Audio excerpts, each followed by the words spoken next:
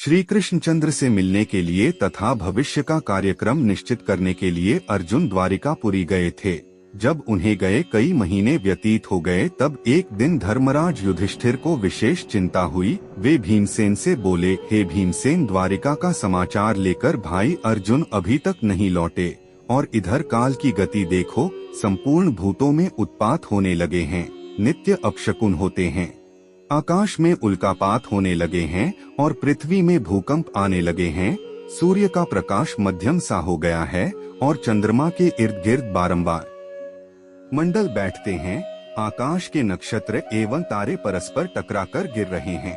पृथ्वी पर बारंबार बिजली गिरती है। बड़े बड़े बवंडर उठकर अंधकार में भयंकर आंधी उत्पन्न करते हैं। सियारिन सूर्योदय के सम्मुख मुंह करके चिल्ला रही हैं।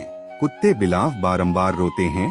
गधे, उल्लू, कौवे और कबूतर रात को कठोर शब्द करते हैं। गौएं निरंतर आंसू बहाती हैं। घृत में अग्नि प्रज्वलित करने की शक्ति नहीं रह गई है। सर्वत्र श्रीहीनता प्रतीत होती है। इन सब बातों को देखकर मेरा हृदय धड़क रहा है। न जाने ये अपशकुन किस विपत्ति की सूचना दे रहे हैं। क्या भगवान श्री कृष्णचंद्र इस लोक को छोड़कर चले गए या अन्य कोई दुखदायी घटना होने वाली है। उसी क्षण आतुर अवस्था में अर्जुन द्वारिका से वापस आए। उनके नेत्रों से अश्रु बह रहे थे। शरीर कांतिहीन था और गर्दन झुकी हुई थी। वे आते ही धर्मराज युधिष्ठिर के चरणों में गिर पड़े। तब युधिष्ठिर ने घबराकर पूछा, हे अर्जुन, द्वारिकापुरी में हमारे संबंधी और बंधु बांधव यादव लोग तो प्रसन्न हैं न? हमारे नाना शूरसेन तथा छोटे मामा वसुदेव तो कुशल से हैं न? हमारी मामी देवकी अपनी सातों बहनों तथा पुत्र पौत्रादि सहित प्रसन्न तो हैं न? राजा उग्रसेन और उनके छोटे भाई देवक तो कुशल से हैं न? प्रद्युम्न, अनिरुद्ध, सांब, वृषभ आदि तो प्रसन्न हैं न? हमारे स्वामी भगवान श्री कृष्णचंद्र, उद्धव आदि अपने सेवकों सहित कुशल से तो हैं न? वे अपनी सुधर्मा सभा में नित्य आते हैं न? सत्यभामा, रुक्मिणी, जामवंती आदि उनकी 16 सहस्त्र 108 पटरानियां तो नित्य ठन की सेवा में लीन रहती हैं न? हे भाई अर्जुन, तुम्हारी कांति क्षीण क्यों हो रही है और तुम श्रीहीन क्यों हो रहे हो? धर्मराज युधिष्ठिर के प्रश्नों के बौछार से अर्जुन और भी व्याकुल एवं शोकाकुल हो गए। उनका रंग फीका पड़ गया। नेत्रों से अविरल अश्रुधारा बहने लगी। हिचकियां बंध गईं। रुंधे कंठ से उन्होंने कहा, हे भ्राता, हमारे प्रियतम भगवान श्री कृष्णचंद्र ने हमें ठग लिया। वे हमें त्याग कर इस लोक से चले गए, जिनकी कृपा से मेरे परम पराक्रम के सामने देवता भी सिर नहीं उठाते थे। मेरे उस परम पराक्रम को भी वे अपने साथ ले गए। प्राणहीन मुर्दे जैसी गति हो गई मेरी। मैं द्वारिका से भगवान श्री कृष्णचंद्र की पत्नियों को हस्तिनापुर ला रहा था, किंतु मार्ग में थोड़े से भीलों ने मुझे एक निर्बल की भांति परास्त कर दिया। मैं उन अबलाओं की रक्षा नहीं कर सका। मेरी वे ही भुजाएं हैं, वही रथ है, वही घोड़े हैं, वही गांडीव धनुष है और वही बाण हैं जिनसे मैंने बड़े बड़े महारथियों के सिर बात की बात में उड़ा दिए थे।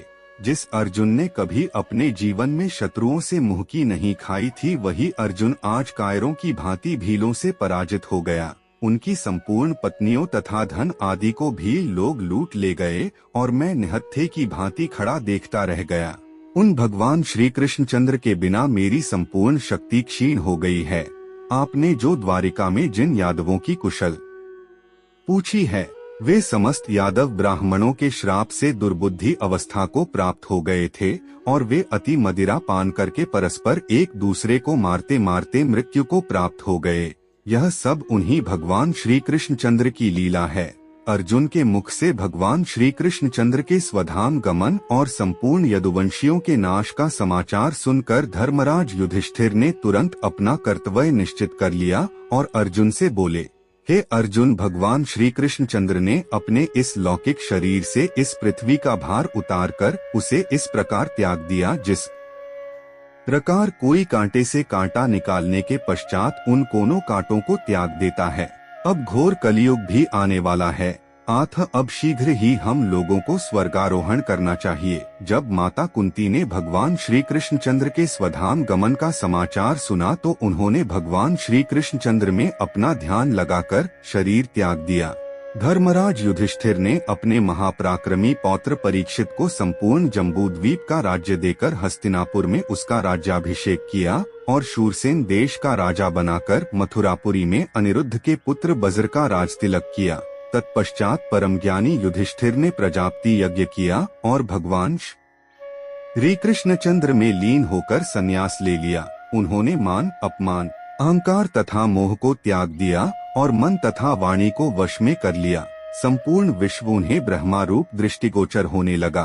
उन्होंने अपने केश खोल दिए, राजसी वस्त्राभूषण त्याग कर चीर वस्त्र धारण करके और अन्न जल का परित्याग करके मौन व्रत धारण कर लिया। इतना करने के बाद बिना किसी की ओर दृष्टि किए घर से बाहर उत्तर दिशा की ओर चल दिए। राजा संसार की अनित्यता का विचार करके द्रौपदी तथा भाइयों को साथ ले हिमालय की तरफ महाप्रस्थान के पथ पर अग्रसर हुए। उस महापथ में क्रमश द्रौपदी, सहदेव, नकुल, अर्जुन और भीमसेन एक एक करके गिर पड़े। इससे राजा शोकमग्न हो गए। तदंतर वे इंद्र के द्वारा लाए हुए रथ पर आरूढ़ हो दिव्य रूपधारी भाइयों सहित स्वर्ग को चले गए। वहां उन्होंने दुर्योधन आदि सभी धृतराष्ट्र पुत्रों को देखा। तदंतर उन पर कृपा करने के लिए अपने धाम से पधारे हुए भगवान वासुदेव का भी दर्शन किया। इससे उन्हें बड़ी प्रसन्नता हुई। मित्रों, लास्ट में आपसे छोटा सा रिक्वेस्ट है, वीडियो अच्छी लगी हो तो लाइक कर लीजिए और वीडियो पर नए हैं तो चैनल सब्सक्राइब कर लीजिए और नई स्टोरी के लिए जय श्री कृष्णा।